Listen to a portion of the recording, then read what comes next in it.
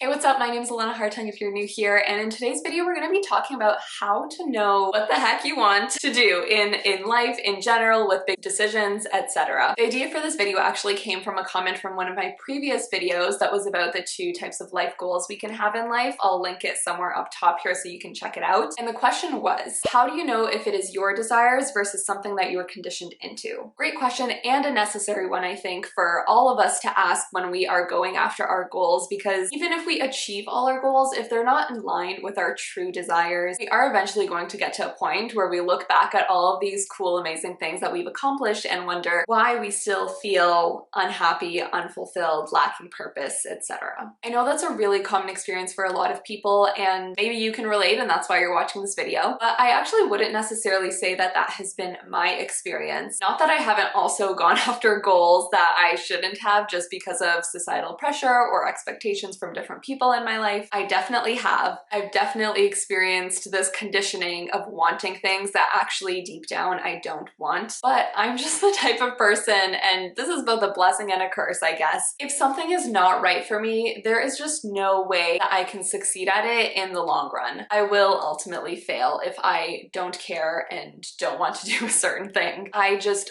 completely resist it until eventually I have to admit defeat and move on to something else. Regardless, whether you are able to power through and accomplish great things that you don't actually care about or not, it's incredibly important to know what we want for ourselves, not just what we've been conditioned to think we should want. The problem is deciphering what is or isn't for us isn't always necessarily easy or super clear. How do we do it? Today I wanted to share 5 tips that will hopefully help you get closer to figuring that out. My first tip is to get curious with your body. I know when we think about making big decisions, we're usually thinking about the mind and thinking things through, but the body actually has a really important role to play in all of this. I am personally of the belief that there is always some kind of small part of us deep inside somewhere that knows at least the next small step to take in any given situation. It might not know the entire A to Z plan, we rarely do for anything, but it always has at least an inkling of some sort to guide us in the right direction. So in these times of confusion, it's really helpful to know how to look inwards to find that guidance, as long as we know how to access it. Now, whether you call this your intuition, your gut feeling, sixth sense, whatever you want to call it, the quickest and most reliable way I have found to tap into this inner knowing is through the physical body. Now, if you feel like this is sounding a little too woo-woo and you're starting to check out, just stick with me, because even though intuition is often dismissed as being wishy-washy and woo-woo, there's actually quite a bit of science, especially recently, coming out about it. And so for me, embodiment and somatic work has really helped me heal that part of myself so that I can access that bodily knowing a little more readily. My favorite little tidbit of information, though, that has always stuck with me is there are actually more nerves and more information is being carried from your body to your brain than from your brain to your body, which means that if we're not tapping into what our body is telling us, we're actually missing out on the majority of information. So a few things that have really personally helped me get more in touch with my body has been yoga, breath work, a technique called focusing. I'll link a book about it in the description, learning more about the chakra system, even a little bit of Reiki. And of course, the key here is that once you've learned and established that connection and can tap into it a little more easily, it's imperative that you seize the yeses, avoid the nos, and get really curious about the maybes. Of course, when you're getting started, there's always going to be more maybes than any hard yes or nos, but over time, I've personally found that the yes and no signal tends to get a lot more crisp and clear, and I'm able to hear it more, but the maybes will always be there. I'll leave you with this quote by Jonas Salk that says, "Intuition will tell the thinking mind where to look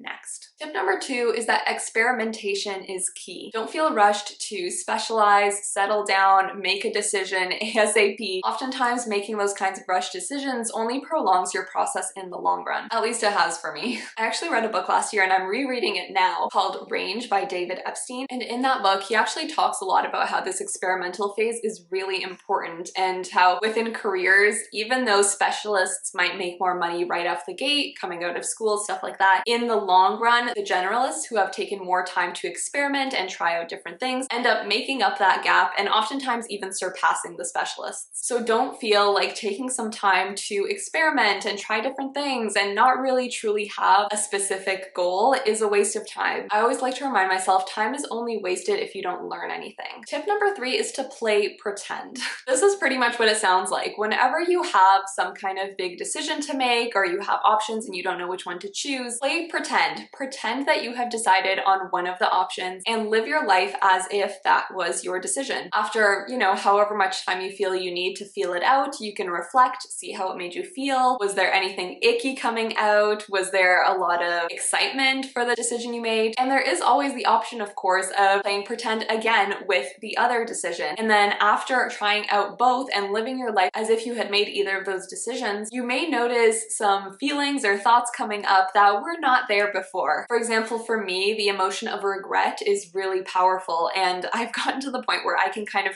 preemptively anticipate which decision I'm gonna regret more by playing pretend. I'll pretend I've made a certain decision, I'll visualize it, I'll ask myself some questions, I'll imagine it unfolding, I'll imagine all the different alternatives of that decision unfolding, both the good and the bad. That part's important. And quite often, in one of those options, a small feeling of regret is going to show itself of not having done or tried the other thing. For you, it might not be regret, it might be another emotion, but this playing pretend experiment can be both kind of fun and also give you some new information that might have been buried a little deeper. Tip number 4, what is your favorite flavor of shit sandwich?